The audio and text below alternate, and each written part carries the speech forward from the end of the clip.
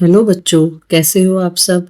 आज हम कक्षा 8 का 10वां पाठ पढ़ने जा रहे हैं। पाठ क्रमांक 10 का नाम है एक स्वप्न साकार हुआ, अमर ज्योति। तो शरीर का कोई भी भाग अगर चोटिल हो जाए या कहीं भी हमारे शरीर में दर्द होता है तो हम दैनिक कार्यों में बहुत सारी परेशानियों का सामना करते हैं।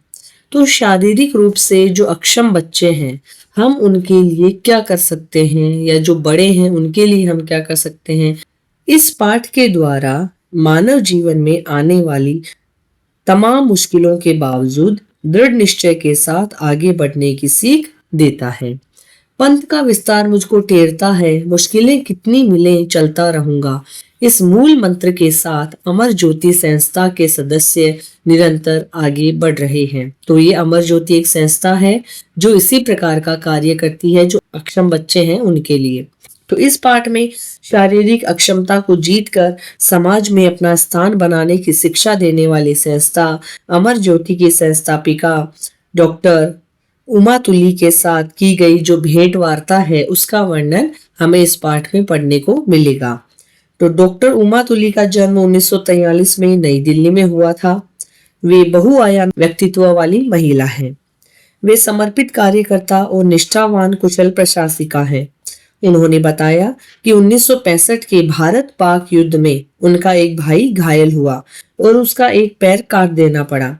तभी से ऐसे लोगों के लिए कुछ करने की सोच उनके दिमाग में आई। वे अपने देश की परिस्थितियों के अनुकूल ही इस संस्था को बनाना चाहती थी। 1981 में एक पेड़ के नीचे 30 बच्चों के साथ उन्होंने यह कार्य शुरू किया। इस संस्था की शुरुआत अस्थि विकलांगता वाले बच्चों से की गई थी, पर आज अमर ज्योति में दृष्टि बाधित यानी जो देख नहीं सकते, सीमित बुद्धि वाले, श्रवण बाधित यानी जो सुन नहीं सकते, सीखने की समस्या वाले, बोली और संचार समस्या वाले और स्वास्थ्य संबंधी समस्याओं वाले बच्चे भी हैं। 1984 में जमीन मिल जाने पर अमर ज्योति की अपनी बिल्डिंग बनाई गई। इनकी शाखाएं दिल्ली और ग्वालियर में हैं। दिल्ली में 450 और ग्वालियर में 250 छात्र इससे जुड़े हैं। अमर ज्योति के कार्यकर्ता समाज के निचले वर्ग के लोगों से संपर्क कर उन्हें अपनी संस्था के बारे में बताते हैं और प्रेरित करते हैं। तो यही सब हम इस पाठ के द्वारा पढ़ेंगे। पाठ शुरू करते हैं। पद्मश्री से सम्मानित डॉक्टर उमा तुली के बारे में सोचते ही आत्मविश्वास से भरा चेहरा और आंखों से टपकते वात्सल्य वाला एक व्यक्तित्व मूर्तिमान हो उठता है। तो यहाँ पे आत्मविश्वास का अर्थ लिया गया है अपनी शक्ति या योग्यता पे जो भरोसा रखते हैं, और मूर्तिमान का अर्थ है साकार।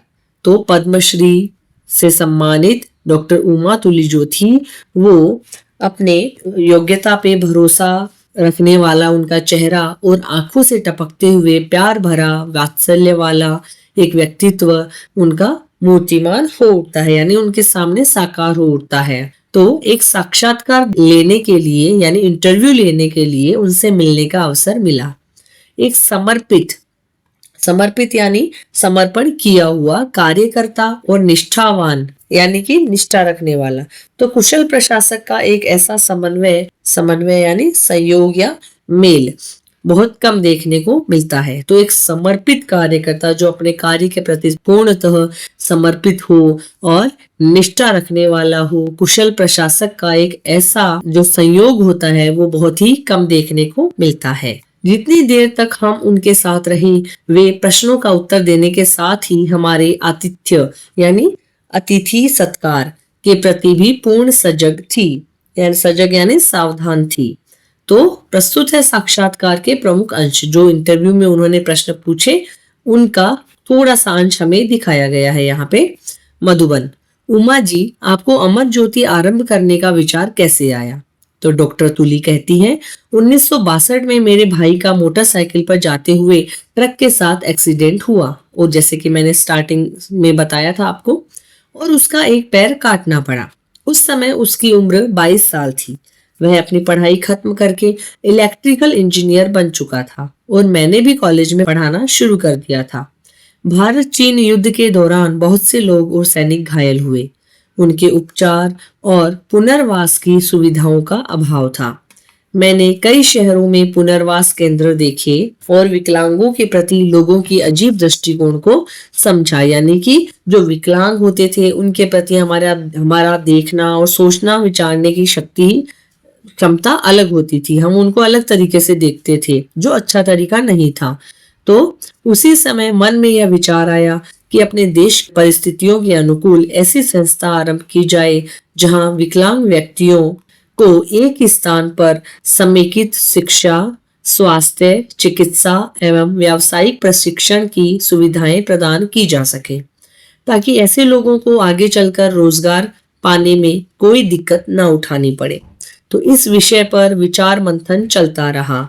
यानी कि ऐसे ही विषयों के ऊपर चर्चा चलती रही कि ऐसी एक संस्था हमें बनानी चाहिए जो एक ही जगह पे ये सारी चीजें उनको मिल सके।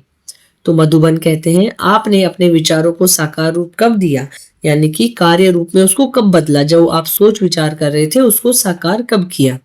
तो डॉक्टर तुली, 1981 में एक पेड़ के नीचे 30 बच्चों के साथ मैंने यह प्रयोग शुरू किया।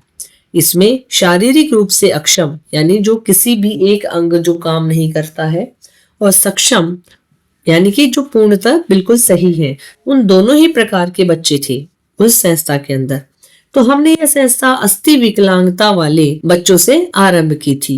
पर आज यहाँ यानी कि जिसका कोई भी अंग नहीं होता, जैसे हाथ नहीं, पैर नहीं, तो लेकिन उसके साथ साथ उन्होंने आज यहाँ पे दृष्टि बाधित, जो देख नहीं सकते, सीमित बुद्धि वाले यानी थोड़ा कम सोच सकते हैं, जो श्रवण बाधित यानी जो कम सुनते हैं, सीखने की समस्या वाले यानी कुछ कुछ सीखने की समस्या होती है बच्चों में, बोली और संचार यानी ना बोलने वाले, ना सुनने वाले, ऐसे लोगों के प्रति स्वास्थ्य समस्याओं वाले सभी तरह के बच्चे वहां पे थे।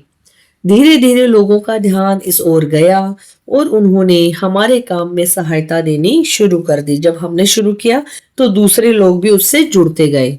मधुबन, लगता है ये पंक्तियां आप पर सटीक बैठती हैं, यानी एकदम सही बैठती हैं आपके ऊपर ये पंक्तियां। मैं अकेला ही चला था जानिबे मंजिल, मगर लोग आते गए और कारवां बनता गया।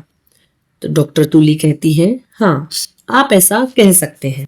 1984 में हमें जमीन मिल गई और हमने अपनी बिल्डिंग बनानी शुरू कर दी। धीरे धीरे काम होता रहा और आज एक प्रतिष्ठित यानी कि सम्मानित आत्मनिर्भर संस्था के रूप में अमर ज्योति आपके सामने है। हमारी संस्था की एक शाखा ग्वालियर में भी है, यानी कि उसकी एक ब्रांच ग्वालियर में भी है। मधुबन, अमर ज्योति कुल कितने बच्चों को शिक्षित कर रही है? तो डॉक्टर तुली कहती हैं, दिल्ली में 450 और ग्वालियर में 250 छात्र हमसे जुड़े हैं। हमारे कार्यकर्ता समाज के निचले वर्ग के लोगों से संपर्क करते हैं, यानी कि उनसे मिलते जुलते रहते हैं, उन्हें अपनी संस्था के बारे में बताते हैं और प्रेरित करते हैं, यानी किसी कार्य को करने के लिए उनमें उत्साह बढ़ाते हैं कि वे बच्चों को शिक्षा प्राप्त करने के लिए यहाँ पे भेजें। तो मधुबन कहते हैं, आपके विद्यालय में बच्चों को मुख्य धारा के साथ जोड़ने में कोई परेशानी तो नहीं हुई? तो डॉक्टर तुली कहती है, यहाँ सामान्य बच्चे भी पढ़ते हैं, उनके साथ रहकर विशेष बच्चे भी यह सीख जाते हैं कि समाज में अपने आप को कैसे स्थापित करना है। आत्मनिर्भरता सीख चुके ये बच्चे किसी पर बोझ नहीं बनते। मधुबन, क्या उन्हें व्यावसायिक शिक्षा भी दी जाती है? डॉक्टर तुली, यहाँ computer training, e learning, spoken English, fashion designing, गहने बनाना, बेकरी, बिजली का काम, जूट बैग बनाना जैसे कार्य सिखाए जाते हैं ताकि वे आत्मनिर्भर बन सके। मधुबन, इस संस्था के संचालन में कुछ कठिनाइयां तो अवश्य आती होंगी, यानी कि कोई भी हम नया कार्य शुरू करते हैं तो उसमें अलग अलग प्रकार की कठिनाइयां आती हैं। तो वही प्रश्न मधुबन ने उनको पूछा। तो डॉक्टर तुली, बच्चों को यहाँ भेजने के लिए लोगों को समझाना पड़ता है। ग्वालियर की शाखा में हमने पाया कि माता पिता आसानी से बच्चों को स्कूल भेजने के लिए तैयार नहीं होते, पर इन 20 वर्षों में हमारे प्रयत्नों से बहुत सी कठिनाइयां दूर हो गई हैं। हम निरंतर अभिभावकों यानी कि उनके जो पेरेंट्स हैं उनसे संपर्क बनाए रखते हैं और एक टीम के रूप में काम करते हैं। मधुबन, शिक्षकों को इस तरह के बच्चों को पढ़ाने में कोई कठिनाई नहीं होती? तो डॉक्टर तुली, शिक्षकों को इसका प्रशिक्षण दिया जाता है। वे छात्रों की योग्यता और रुझान यानी कि किस और उनका झुकाव है, वो क्या सीखना चाहते हैं, उनके अनुसार प्रशिक्षण देने की कोशिश वो करते हैं। शिक्षक उनके माता पिता को यह भी बताते हैं कि वे अपने बच्चों के साथ कैसा व्यवहार करें। तो मधुबन कहते हैं, पढ़ाई लिखाई और व्यावसायिक शिक्षा के अतिरिक्त यहाँ के बच्चे और किन गतिविधियों से जुड़े हैं, यानी और कौन से क्रियाकलाप या कार्य वो करते हैं पढ़ाई लिखाई के अलावा। डॉक्टर तुली, हमारे बच्चे सांस्कृतिक कार्यक्रमों और खेल कूद में बढ़ चढ़कर भाग लेते हैं। शहर के कई उत्सवों में इन बच्चों की पूरी भागीदारी होती है। पहिए वाली कुर्सी यानी व्हील चेयर पर बैठकर की गई इन बच्चों की नृत्य प्रस्तुति को तो विदेशों में भी सराहा गया है, यानी उसके तो प्रशंसा की गई है कि व्हील चेयर पर बैठकर भी बच्चे कितना अच्छे से डांस कर लेते हैं। तो मधुबन, इन बच्चों से हम क्या सीख सकते हैं? डॉक्टर तुली, इन बच्चों की मुस्कुराहट और आत्मसंतोष की भावना हमें विषम यानी प्रतिकूल परिस्थितियों में भी हंसते रहना सिखाती है। अपनी अक्षमता को जीतकर सार्थक जीवन जीने और इनके प्रयास हमें बाधाओं का सामना करने की प्रेरणा देते हैं कि ये इतने अक्षम हैं, फिर भी ये कितना आगे बढ़ने की कोशिश कर रहे हैं और बाधाओं को पीछे छोड़ते जा रहे हैं। हमें इनसे यह सीखना चाहिए। मधुबन, समाज से आप क्या अपेक्षा करती हैं? डॉक्टर तुली, सर्वप्रथम तो मैं यही चाहती हूँ कि ये बच्चे समाज की मुख्य धारा से जुड़े और इस कार्य को समाज अपना कर्तव्य समझे। इन पर दया न करके इन्हें इनका हक दिया जाना चाहिए। सभी सार्वजनिक स्थानों पर इनके लिए आवश्यक सुविधाएं दी जानी चाहिए, जिससे ये अपने कार्य अपने आप कर सके, दूसरों पर निर्भर ना रहें। इनके लिए सुविधाजनक बसों का प्रबंध भी किया जाना चाहिए। इन्हें समान अवसर एवं पूर्ण भागीदारी का अधिकार है। मैं चाहती हूँ कि अधिक से अधिक लोग हमारी समुदाय आधारित पुनर्वास इकाई से जुड़े, यानी कि कम्युनिटी बेस्ड जो यूनिट है उनकी, उसके साथ में लोग जुड़े और अन्य लोगों में भी जागरूकता पैदा करें। हम सभी को ऐसे प्रयास करने चाहिए जिनसे शारीरिक और बौद्धिक अक्षमता वाले बच्चों का जीवन सामान्य हो सके। हम सबको मिलकर ये करना पड़ेगा ताकि उनको भी थोड़ा सा हमारे जैसे ही फील हो या हमारे जैसे ही उनको लगे। मधुबन, कुछ ऐसा विशेष जो आप हमें बताना चाहती हो? डॉक्टर तुली, जरूर। 26 जनवरी 1995 की गणतंत्र परेड में इन बच्चों ने एक ट्रेलर पर भांगड़ा नृत्य प्रस्तुत करते हुए अपनी क्षमताओं का प्रदर्शन किया था। इसके बाद से ये कई बार परेड का हिस्सा बने। वर्ष 2000 में हम बच्चों को प्राग में आयोजित एबिलम्पिक्स में लेकर गए। वर्ष 2003 में भारत में भी एबिलम्पिक्स का आयोजन किया गया। अभी तक हुए 7 एबिलम्पिक्स में से हमारे देश में आयोजित प्रतियोगिता को सर्वश्रेष्ठ माना गया है। यानी इन्हीं लोगों की वो प्रतियोगिता होती है जो अक्षम होते हैं थोड़ा शारीरिक रूप से, तो उसमें उनको बार ले जाया जाता है। और 7 एबिलम्पिक्स में से हमारे देश में जो आयोजित प्रतियोगिता है वो सर्वश्रेष्ठ मानी गई है।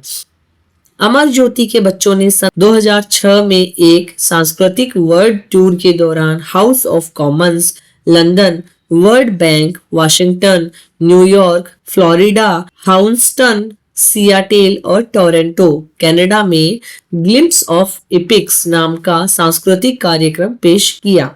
रामायण, महाभारत और कृष्ण लीला पर आधारित इस कार्यक्रम की हर जगह सराहना हुई। तो वहां इतनी बड़ी बड़ी जगह पे जाकर उन्होंने ये सांस्कृतिक कार्यक्रम पेश किया, तो वहां पे लोग रामायण और महाभारत और कृष्ण लीला देखकर हर जगह उनकी सराहना की गई, बड़ाई की गई।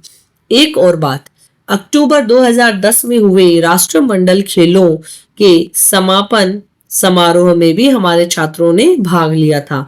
तो अक्टूबर 2010 में जो राष्ट्रमंडल खेल कॉमनवेल्थ गेम्स जो हुए थे उसमें भी इन छात्रों ने भाग लिया था और सभी ने उनको सराहा था। अमर ज्योति के लगभग 150 छात्र और कार्यकर्ताओं ने भांगड़ा और व्हील चेयर नृत्य प्रस्तुत किया। इन बच्चों ने साबित कर दिया कि वे किसी से कम नहीं और समान अवसर तथा पूर्ण भागीदारी मिलने से उनके लिए कुछ भी असंभव नहीं है। तो यहाँ पे मधुबन उनको धन्यवाद कर रहे हैं। धन्यवाद उमा जी, न केवल इस साक्षात्कार के लिए बल्कि हमें अपने कर्तव्यों का पुनः स्मरण कराने के लिए। इन चित्रों के द्वारा हमें बताया गया है कि हमें भी अक्षम लोगों के लिए कुछ अच्छा करना चाहिए, उनके लिए बहुत अच्छा सोचना चाहिए और उनको आगे हम कैसे बढ़ा सकते हैं ये हमें ध्यान रखना चाहिए। तो यहाँ पे हमारा पाठ समाप्त होता है। आगे हम बढ़ते हैं श्रुतलेख की तरफ। श्रुतलेख के लिए हमारे पास में शब्द हैं पद्मश्री, वात्सल्य, व्यक्तित्व, समर्पित, कार्यकर्ता, समन्वय, आतिथ्य, साक्षात्कार, इलेक्ट्रिकल, पुनर्वास, विकलांग, दृष्टिकोण, श्रवण बाधित, दृष्टि बाधित, अभिभावकों, प्रशिक्षण,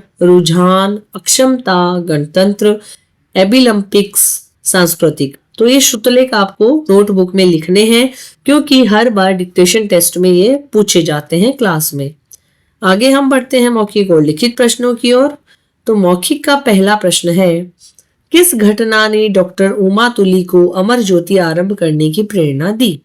तो 1965 के भारत पाक युद्ध में डॉक्टर उमा तुली के भाई घायल हो गए, उनका एक पैर काटना पड़ा।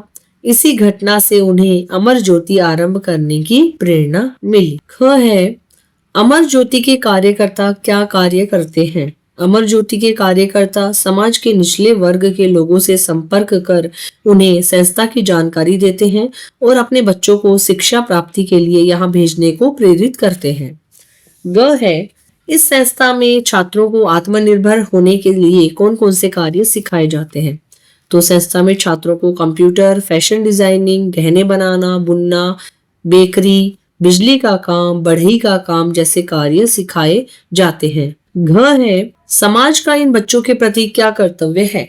तो समाज इन बच्चों पर दया न करके इन्हें इनका हक दिलाए, सार्वजनिक स्थानों पर इनके लिए सुविधाजनक बसों एवं अन्य आवश्यक सुविधाएं उपलब्ध कराएं ताकि ये अपना काम स्वयं कर सके। लिखित का पहला प्रश्न है, अमर ज्योति आरंभ करने से पहले उमा जी ने क्या जानकारी जुटाई? तो उमा जी ने अमर ज्योति आरंभ करने से पहले विकलांग लोगों की विशेष आवश्यकताओं की जानकारी जुटाई। ख है, डॉक्टर तुली ने कब और किस रूप में कार्य प्रारंभ किया? तो डॉक्टर तुली ने 1981 में एक पेड़ के नीचे 30 बच्चों के साथ काम शुरू किया। इसका उद्देश्य शारीरिक रूप से अक्षम और सक्षम दोनों ही प्रकार के बच्चों को आत्मनिर्भर बनाना था। इन्होंने यह संस्था 80 विकलांगता वाले बच्चों से आरंभ की थी। ग है, अमर ज्योति के बच्चों को मुख्य धारा से जुड़ने में कठिनाई क्यों नहीं होती? तो अमर ज्योति में सामान्य बच्चे और विशेष बच्चे दोनों साथ साथ पढ़ते हैं, इसलिए विशेष बच्चे भी साथ में रहकर समाज में अपने आप को स्थापित करना सीख जाते हैं और उन्हें मुख्य धारा से जुड़ने में कठिनाई नहीं होती। घ है, शिक्षकों को इस तरह के बच्चों को पढ़ाने में कोई कठिनाई नहीं होती। इस प्रश्न का डॉक्टर तुली ने क्या उत्तर दिया? तो डॉक्टर तुली ने कहा कि हम शिक्षकों को प्रशिक्षण देते हैं और वे छात्रों की योग्यता और रुझान देखकर ही उन्हें पढ़ाते हैं। उन्हें फिजियोथेरेपी भी सिखाते हैं। छात्रों के माता पिता से भी बच्चों के साथ उचित व्यवहार करने को कहते हैं, इसलिए शिक्षकों को कोई कठिनाई नहीं होती। पाठ के आधार पर हाँ या नहीं लिखिए। तो इस संस्था में पढ़ाई लिखाई के साथ व्यावसायिक शिक्षा दी जाती है? हाँ। दूसरा है, अमर ज्योति संस्था की एक शाखा भोपाल में है? नहीं। तीसरा है, विकलांगों पर दया न करके इन्हें इनका हक दिया जाना चाहिए? हाँ। चौथा है, 15 अगस्त की परेड में इन्होंने कार्यक्रम प्रस्तुत किया? नहीं। पांचवा है, 2003 में भारत में एबिलम्पिक्स का आयोजन किया गया? हाँ। वाक्यांश चुनकर वाक्य पूरे करने हैं। घायल हुए भाई का इलाज कराते समय डॉक्टर तुली के मन में क्या विचार उठा कि विकलांगों के लिए कुछ किया जाना चाहिए? ख, सामान्य बच्चों के साथ पढ़ने से विशेष बच्चों को समाज में स्थापित होना सरल हो जाता है। ग, इन बच्चों के लिए डॉक्टर तुली की समाज से क्या अपेक्षा है कि इन्हें मुख्य धारा से जोड़ना अपना कर्तव्य समझें। घ, 26 जनवरी 1995 का दिन अमर ज्योति के लिए महत्वपूर्ण है क्योंकि अमर ज्योति के बच्चों ने 26 जनवरी की परेड में भाग लिया था। सोचकर लिखिएगा प्रश्न है, अपने किन गुणों के बल पर शारीरिक रूप से अक्षम मानव सफलता के नए आयाम कीर्तिमान स्थापित कर पाते हैं? कहा जाता है कि अभ्यास द्वारा जब मनुष्य अपनी कमजोरी को ही अपनी ताकत बना लेता है तो कोई भी मुश्किल या बाधा उसका रास्ता नहीं रोक पाती। दृढ़ संकल्प, इच्छा शक्ति, आत्मविश्वास, सकारात्मक सोच और कुछ कर दिखाने की भावना ऐसे गुण हैं जो उन्हें आगे बढ़ाने में सहायक होते हैं। आगे चलकर यही मानव हम सबके लिए प्रेरणा स्रोत बन जाते हैं। फ्रांस के फिलिप क्रॉइजोन भी ऐसे ही आदर्श हैं, जिन्होंने कृत्रिम हाथ पैरों के बल पर इंग्लिश चैनल पार करके नया कीर्तिमान स्थापित किया। तो आगे हम बढ़ते हैं भाषा से यानी व्याकरण के प्रश्नों की ओर। भाषा से का पहला प्रश्न है, इन शब्दों के विलोम शब्द लिखिए। विदेश, स्वदेश, अनुकूल, प्रतिकूल, सराहना, उलाहना, निष्ठावान, निष्ठाहीन, स्थापित, विस्थापित, विशेष, साधारण। प्रश्न संख्या 2 है, उपसर्ग और मूल शब्द अलग करके हमें लिखने हैं इन शब्दों के। विदेश, वी प्लस देश, संभव, सम प्लस भव, प्रशिक्षण, प्र प्लस शिक्षण, साकार, स प्लस आकार, प्रयत्न, प्र प्लस यत्न, परिस्थिति, परि प्लस स्थिति। प्रश्न संख्या 3 है, पाठ में आए इक और इत प्रत्यय वाले शब्द छांटकर हमें लिखने हैं। तो इक वाले जैसे शारीरिक, सांस्कृतिक, व्यावसायिक, सामाजिक, सार्वजनिक। इत है समर्पित, प्रतिष्ठित, प्रेरित, आधारित, स्थापित। प्रश्न संख्या 4 है, र के दोनों रूपों के शब्द लिखने हैं हमें। एक र है जो आधा आता है, जिसके नीचे हलंत लगता है। कर्तव्य, कार्य, निर्भर, सार्वजनिक, सर्व, वर्ष, संपर्क। और स्वर रहित व्यंजन जो आता है वो है प्रयत्न, प्रेरित, प्रतिष्ठित, प्राप्त, प्रयास, प्रत्येक। प्रश्न संख्या 5 है, दिए गए वाक्यों को ध्यान से हमें पढ़ने हैं। नीचे वाक्य दिए गए हैं, तो उसमें से की और की का प्रयोग करके 3 वाक्य बनाने हैं। यानी की यानी योजक, और दूसरा की है संबंध कारक, और तीसरा की है क्रिया या भूतकाल। तो इनसे हमें 3 वाक्य बनाने हैं। तो पहला है, कल्पना कीजिए कि आप देख नहीं पाते हैं, ये योजक हो गया। दूसरा है, आप देखेंगे कि यहाँ कंप्यूटर भी सिखाया जाता है। तीसरा है, हमने पाया कि माता पिता आसानी से बच्चों को नहीं भेजते। दूसरे की का संबंध कारक का है, वे छात्रों की योग्यता देखकर उन्हें पढ़ाते हैं। बच्चों की और क्या क्या गतिविधियां हैं, देश की परिस्थितियां अनुकूल नहीं है। तो ये हो गया संबंध कारक जो संबंध बताता है वाक्य से। दूसरा की है क्रिया, दृष्टिहीन व्यक्ति ने कुर्सी बुनने शुरू की। आपने इसकी शुरुआत कैसे की? हमने छात्रों के माता पिता से बात की। प्रश्न संख्या 6 है, निर्देशानुसार पाठ से वाक्य चुनकर लिखिए। प्रश्नवाचक, निषेधात्मक और इच्छावाचक। तो पहला है प्रश्नवाचक, क्या उन्हें व्यावसायिक शिक्षा भी दी जाती है? निषेधात्मक, जिसमें मना किया गया है, ना आता है, तो ये बच्चे किसी पर बोझ नहीं बनते। इच्छावाचक, जिसमें इच्छा जताई गई है, ये बच्चे समाज की मुख्य धारा से जुड़े और इस कार्य को समाज अपना कर्तव्य समझे। तो यहाँ पे हमारे प्रश्न उत्तर समाप्त होते हैं। आशा है आपको पाठ और उसके प्रश्न उत्तर अच्छे से समझ में आए होंगे। धन्यवाद।